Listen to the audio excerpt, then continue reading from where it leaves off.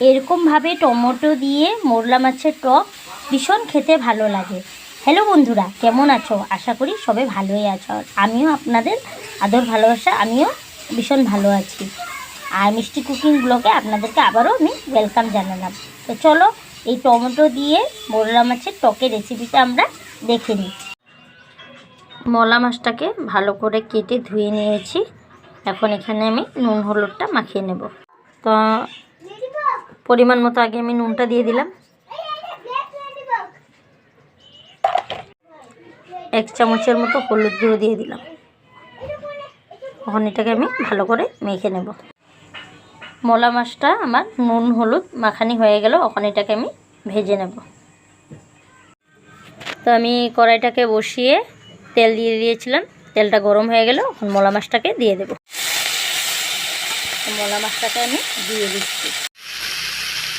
মোরলা মাছটাকে আমি দিয়ে দিলাম। এখন এটাকে ওই পাশ করে দেব। আমি ওই পাশটা উল্টিয়ে দিলাম। মাছ ভাজা কড়াইটাতে আবারও আমি তেল দিয়ে দিলাম। এখন আমি এখানে ফোড়নে শুকনো মরিচ আর এখানে সরষেটা দিয়ে দেব। আমি টমেটোটাকে দিয়ে দিলাম। নুন পরিমাণ মতো দিয়ে দিলাম। 1 চামচ হলুদ গুঁড়ো দিয়ে দেব। এখন এটাকে আমি ভালো করে নেড়ে নিলাম।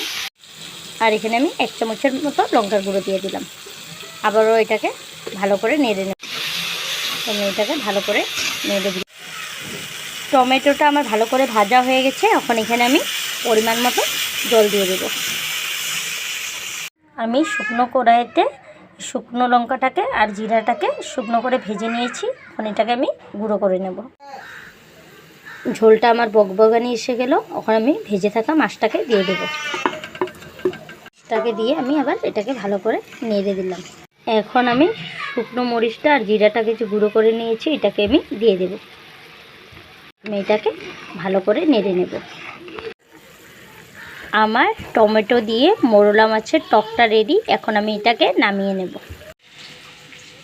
আমি টমেটো দিয়ে মোরলা মাছের টকটাকে নামিয়ে নিলাম। আর আমরা এটাকে মোরলা মাছও বলি, মোয়া মাছও বলি। আর যদি আমার এই টমেটো দিয়ে মোরলা মাছের টকের রেসিপিটা ভালো লেগে থাকে তো কমেন্ট করে জানিও আর লাইক আর সাবস্ক্রাইব করে দিও। Bye bye guys.